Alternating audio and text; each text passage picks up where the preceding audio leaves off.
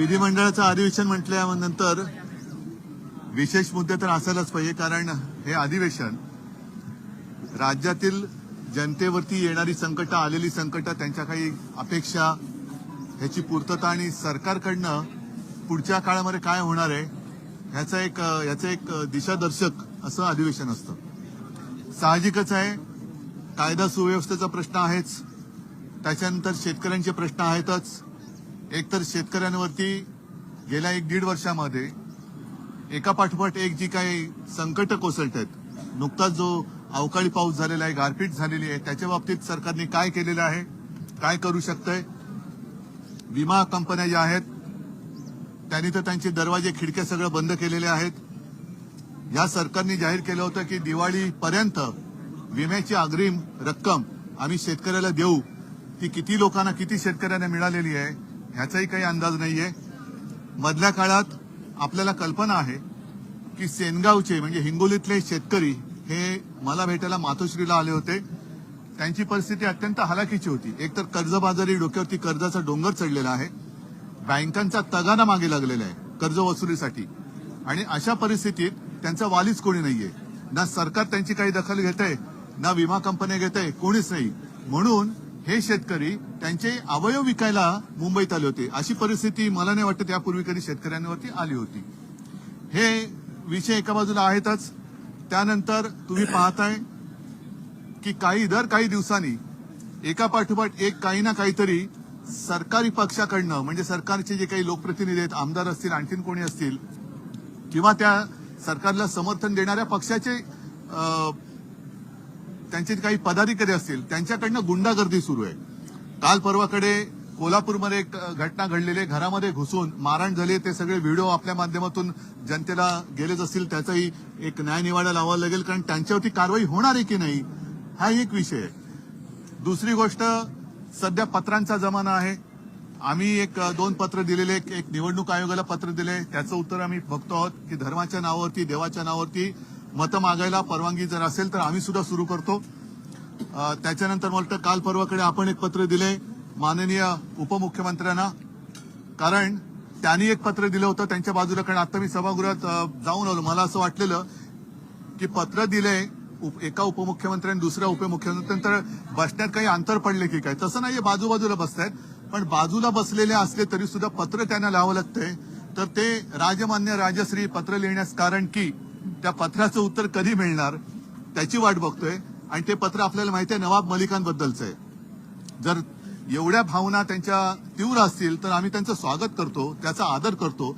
भारतीय जनता पक्षाच्या भावना देशप्रेमाबद्दल एवढ्या उचंबळून आलेल्या असतील तर मग आम्ही त्यांना जे पत्र लिहिलंय त्या पत्राचं उत्तर सुद्धा कधी मिळणार हे सुद्धा आम्हाला माहिती नाही. आणि ते पत्र तुम्हाला माहिती आहे, ज्या न्यायाने नवाब मलिकांना त्यांनी सांगितलं की यांना दूर ठेवा, मग तोच न्याय दुसऱ्याला लावणार आहात की नाही. कारण एकाला एक न्याय आणि दुसऱ्याला एक न्याय हे लोकांना पटेल काय हा सुद्धा महत्वाचा प्रश्न आहे. थोडक्यात सांगायचं म्हणजे नवाब मलिकांना एक न्याय लावणार असाल तर तोच न्याय प्रफुल्ल पटेलना लावून त्यांच्यापासून तुम्ही अंतर ठेवणार आहात की नाही. आणि जी मालमत्ता इक्बाल मिर्चीची म्हणून त्यांच्याबरोबर व्यवहार केला म्हणून स्वतः माननीय पंतप्रधान, मला आठवतंय कारण तेव्हा आमची युती होती, बांद्रा कुर्ला कॉम्प्लेक्सच्या सभेत बोलले होते की कुछ लोग मिर्ची का व्यापार करते हैं, कुछ लोग मिर्ची से व्यापार करते हैं.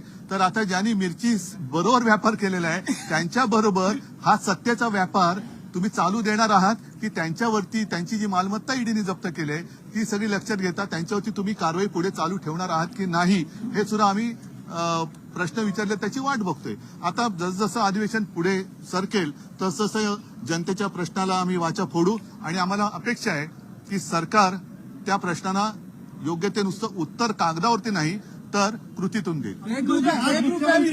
आज मुख्यमंत्री म्हणाले आहेत की तुम्ही तिसऱ्या दिवशी सभागृहात येत आहे, आदित्यजी तिसऱ्या दिवशी सभागृहात येत आहेत, सभागृहाच्या कामकाजाविषयी तुम्ही गंभीर नाही किंवा महाराष्ट्राच्या प्रश्न. बरं ठीक आहे, तुम्ही पहिलं महाराष्ट्राच्या प्रश्नाबद्दल गंभीर असाल तर समुद्रावरती ट्रॅक्टर चालवणारा मुख्यमंत्री मी तरी पहिल्यांदा पाहिला. म्हणजे लोकांच्या घरादारावरती, शेतकऱ्यांच्या घरादारावरती नांगर आणि समुद्रावरती ट्रॅक्टर, हा असा मुख्यमंत्री मी पहिल्यांदा पाहिला. शेतकऱ्यांच्या 1 रुपया विमाबाबत शेतकऱ्यांची फसवणूक झालेली स्पष्ट होत होय. आहे. आपले आमदार आहेत कैलास पाटील हे देखील वारंवार या संदर्भात माहिती देतात आहे. मात्र सभागृहात ती मांडण्याला त्यांना वेळ देत नाही. म्हणजेच मुख्यमंत्री शेतकऱ्यांच्या प्रश्नाबद्दल उदासीन आहेत. माझ्यावरती आरोप करताना त्यांनी शेतकऱ्यांबाबत आपण काय करतो आहोत, 1 रुपयात विमा योजना त्यांनी जी आणली त्याचा परिणाम असा झाला की साधारणतः सरासरी 80 ते 90 लाख शेतकरी विमा घ्यायचे, तो आकडा यावेळेला 2.25 कोटीच्या घरात गेला. म्हणजे 8,000 कोटी जो शेतकऱ्याचा हिस्सा होता तो राज्य सरकारने भरला. हा पैसा जनतेचा पैसा आहे. तर त्या पैशाचं पुढे काय झालं तर हा सुद्धा त्यांच्या मित्रांच्या कंपन्यांच्या खिशात गेला. त्याचे उत्तर त्यांनी द्यायला पाहिजे. कारण 72 तास म्हणजे नुकसान झाल्यानंतर 72 तासाच्या आत नुकसान झाल्याचा कळवा, ही जी काही विमा कंपन्यांची अट आहे त्या 72 तास आणि त्याच्यानंतर सुद्धा विमा कंपन्यांचे फोन बंद आहे, दारं खिडक्या सगळं बंद आहे.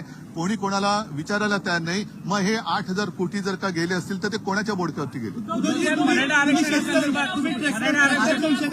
तुम्ही ट्रॅक्टरचा विषय काढलात. आज एकनाथ शिंदे त्यांच्या स्वच्छता मिशनविषयी म्हटलं, आम्ही स्वच्छता मिशन करतोय. त्यांनी हात सफाई केली रस्त्यामध्ये, नाल्यामध्ये. स्वच्छता जी आहे ना ती त्यांनी त्यांच्या सहकाऱ्यांपासून करावी.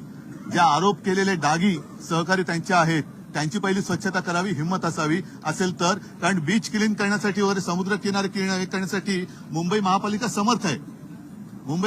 समर्थ आहे. आम्ही गेली 25 वर्ष महापालिका बघत आलेलो आहोत, यापुढे सुद्धा बघणार आहोत. स्वतः जर मुख्यमंत्र्यांना समुद्र सफाई करण्याची वेळ आली असेल तर ते प्रशासन करायला फुली म्हणजे या अधिवेशनामध्ये मराठा समाजाला संजय राऊतांनी आपल्या पत्रकार परिषदेत खुलासा केलाय. खरं तर महाविकास आघाडीचं सरकार बनत असताना तुम्ही मुख्यमंत्री म्हणून एकनाथ शिंदे यांना बनवणार होता. त्यावेळेस हेच उपमुख्यमंत्री अजित पवार यांनी तक्रार केली होती की आम्ही एकनाथ शिंदेच्या हाताखाली काम करणार नाही. तत्कालीन मुख्यमंत्री तुम्ही झालात. मग या संपूर्ण संदर्भातला खुलासा काय नक्की? मला वाटतं प्रत्येकाने विषय मांडलेले आहेत, त्याच्यावरती पुन्हा बोलण्यात काही अर्थ नाहीये.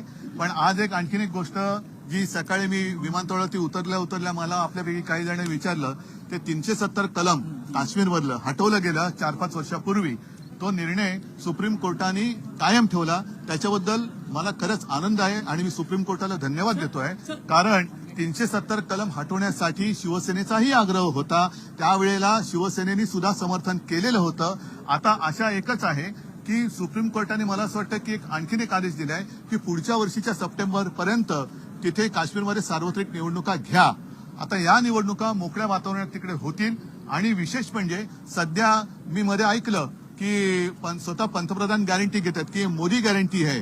तर मोदीजींनी गॅरंटी घ्यावी की जे काश्मीरी पंडित आतंकवाद्यांच्या दहशतीमुळे स्वतःची घरं दारं मालमत्ता सोडून त्यांना देशाटन करावं लागलं, स्वतःच्याच देशामध्ये निर्वासित होण्याची वेळ आली होती, त्यावेळेला कोणतीही तशी हातामध्ये सत्ता होती नव्हती, पण एकमेव हिंदू हृदय सम्राट शिवसेना प्रमुखांनी त्यांना महाराष्ट्रामध्ये सहारा दिला होता.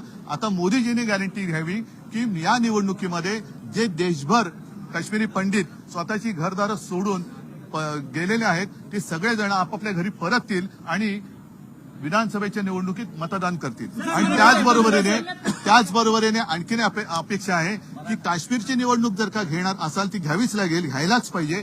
तर एकदा पाकव्याप्त काश्मीर पण आपल्यात घ्या, म्हणजे अख्ख्या काश्मीरची एकदाच निवडणूक आहे.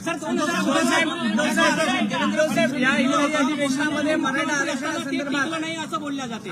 या सगळ्या गोष्टी जगजाहीर आहेत, त्याच्यात मला काय जायचं. हिवाळी अधिवेशनामध्ये मराठा समाजाला मोठ्या प्रमाणात अपेक्षा आहेत. 8 तारखेला या संदर्भातला ठराव येणं अपेक्षित. मी शिवसेनेची भूमिका मांडलेली आहे आणि त्याबद्दल शिवसेनेच्या खासदारांनी महामहिम राष्ट्रपतीजींची पण भेट घेतलेली आहे. आमची मागणी आम्ही केलेली आहे. ती मागणी अशी की सर्व समाजाला ज्यांना आवश्यकता असेल त्यांना आरक्षण द्या, पण ज्यांना दिलेलं आहे त्यांच्या हक्काचं काही न काढता हे आरक्षण दिलं गेलं पाहिजे. याचा अर्थ असा की आपण इकडे जरूर काय जे ठराव करायचा करा, कारण त्याही वेळेला शिवसेनेने पाठिंबा दिलेलाच होता.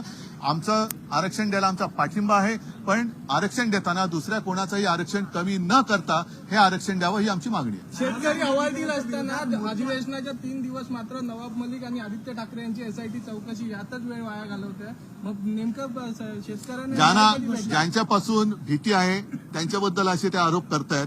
आणि अशा एसआयट्या त्यांच्या पण आम्हाला बऱ्याच काढता येतील. तर त्याच्यामुळे त्यांनी त्याच्यात न जावं, कारण जर केलं तर मग आम्ही सांगू तेव्हा तुमच्या कुटुंबियांच्या सुद्धा एसआयट्या आम्हाला लावून घ्याव्या लागतील.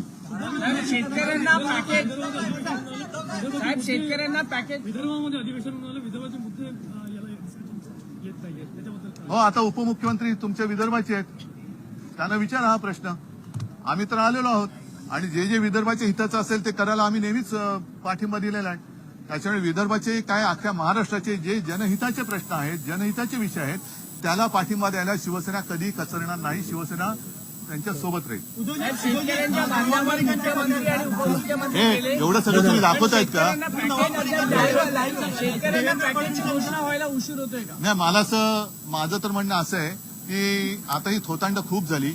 अजूनही अवकाळीबद्दल पंचनामे होत आहेत की नाही काहीच कल्पना नाही. गारपिटीचे पंचनामे झाले असतील नाही कल्पना नाही, कारण आम्ही दरवेळेला शेतकऱ्यांकडे जातो. यावेळेला मी गेलो नाही शेतकऱ्यांच्या बांधावर, कारण काय होतं की मलाच असं वाटतं की आपण जातो, शेतकरी मोठ्या विश्वासाने माझ्याशी बोलतात आणि मी त्यांना सांगतो. जेव्हा मी मुख्यमंत्री होतो तेव्हा इकडेच जे अधिवेशन झालं होतं, ह्याच अधिवेशनात मी शेतकऱ्यांची कर्जमुक्ती जाहीर केली होती आणि ती अंमलात आणली होती. तशीच जर का त्यांना हे पंचनाम्याचं वगैरे थोतांड आता करता येत नसेल तर शेतकऱ्यांची पुन्हा एकदा कर्जमुक्ती करा, ही शिवसेनेची आग्रही मागणी. तुम्ही देवेंद्र फडणवीसांचा दाखला देऊन सांगितलं की नवाब मलिकांवरती गंभीर आरोप असल्याचं पत्र लिहिलं. सध्या नवाब मलिक अजित पवार गटाच्या सोबत जाऊन बसत आहेत. महाविकास आघाडीत त्यांच्या असण्याविषयी काही ठोस निर्णय तुम्ही घेणार असाल, कारण खुद्द गृहमंत्र्यांनी त्यांच्यावरती आरोप असल्याचं म्हटलं. नाही, महाविकास आघाडीत कुठे आहेत ते आता? ते त्यांच्यासोबत आहेत ना. पण टेक्निकली ते आहेत का कुठे तुमच्याकडे? कुठे टेक्निकली आणि आता कुठे काय?